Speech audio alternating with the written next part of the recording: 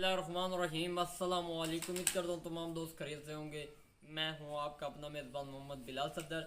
अल्लाह दे फजल करम और शुक्र दे नाल उम्मीद करें तुम सारे ठीक हो।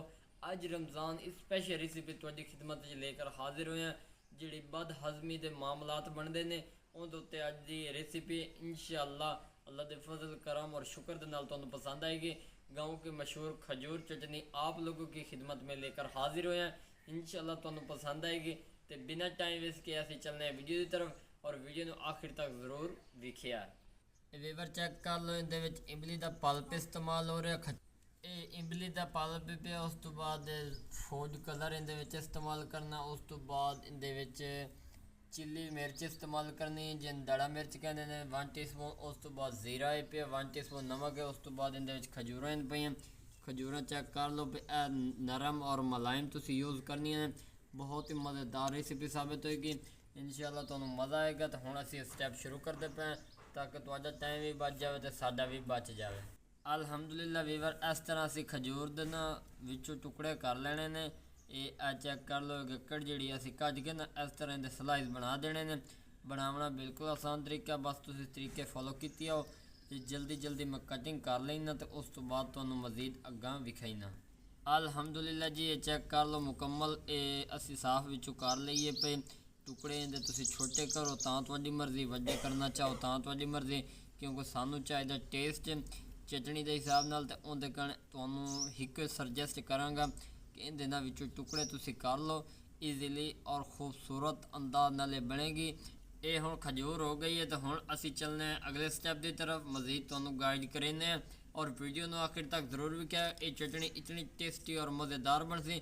खजूर तुसीं सख्त लैनी है, नरम बिल्कुल नहीं लैनी, क्योंकि वो फिर बकेंजिया बन जासी, टेस्ट विचों खत्म हो जासी। ये चीज़ लाजमी फॉलो करें। तो हुण असीं चूल्हे वाले पास जाने तो तुहानू विखाने। अल्हम्दुलिल्लाह जी अग बलदी पे खूबसूरत असीं इहदे उत्ते कढ़ाई रख दी है। इस कढ़ाई दे विच जिहड़ी जिहड़ी चीज़ां पावणी जिहड़े अज्जा पावणे नूं तुहाडे अगों असीं शेयर कर रहे हैं लाइव। इहदे विच पहले नंबर ते जैसे इमली का पल्प ये चेक कर लो। बिस्मिल्लाहिर्रहमानिर्रहीम। ये असीं इहदे विच पा दिता। तुसीं इहदे विच गुठलियां जिहड़ियां ना वो कढ लैणियां पईआं, क्योंकि उहदा तरीकाकार ये पिया कि गुठली जदों पल्प इहदा जिहड़ा होसी ना उस पल्प नाल फायदा होसी। एक टेस्ट अच्छा बन जासी, इमली विचों खारिज हो जासी, गुठलियां कढ के सड़ दे बंदा और टेस्ट इतना प्यारा सी। मुरब्बा शुरब्बा इहो जी चीज़ों के इमली इस्तेमाल होती, तुहानू पता खटास कण और अचार दे विच भी इस्तेमाल होंदी है। ये चेक कर लो बई ये हुण जिवें विच पकण लग जाएगी ना उस तो बाद अगला स्टैप तुहानू भी खावांगे। जी इमली जिहड़ी है घट ही होण लग गई है तो हुण असीं इहदे खजूर पैंदे पे। बिस्मिल्लाहिर्रहमानिर्रहीम। ये खजूर असीं इहदे विच पा दित्ती है। हुण असीं इहदे विच इहनूं रोस्ट करेने पे 2 तो 4 मिनट। उस तो बाद तुहानू इहदी लुक विखाईने पे।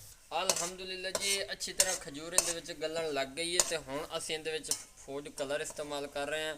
ये चेक कर लो 1 टीस्पून असीं इहदे कलर का इस्तेमाल कर दिता, ज़्यादा नहीं इस्तेमाल करना। ये तुहानू मैं एक पहले दस देवां। ये वेख लो भी मैं जरीक पाया तो इहदा रंग किस तरह का हो गया। हुण असीं इहदे एक होर चीज़ इस्तेमाल करनी वो एक नमक, उस तो बाद चिली मिर्च तो जीरा। ये चेक कर लो ये असीं इहदे पा दिता। ये चेक कर लो भाई इहदे खूबसूरत जो कलर आवन लग गया। जिहड़ी चिली असीं पाई है ना पत्ते खूबसूरत जो रंग बिरंगे बहुत ही प्यारे इहदी शेप बन जासी।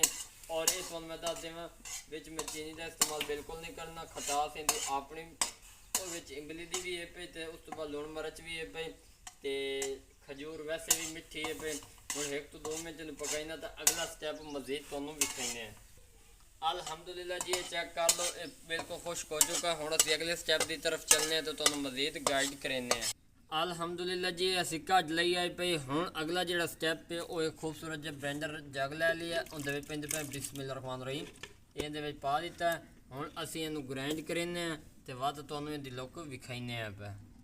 अल्हम्दुलिल्लाह वीवर चेक कर लो बहुत ही खूबसूरत चटनी जिहड़ी है तैयार हो चुकी है।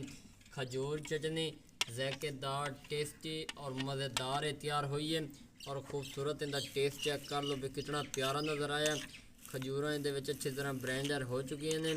उम्मीद है तुहानू ये रेसिपी पसंद आएगी। अगर पसंद आ जाए तो चैनल को सब्सक्राइब लाइक शेयर ज़रूर कर देना।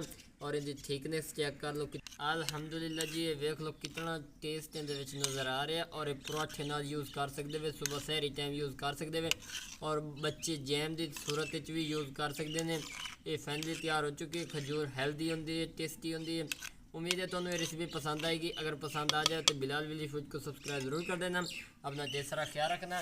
एक नई वीडियो में मुलाकात होगी। अल्लाह हाफिज़।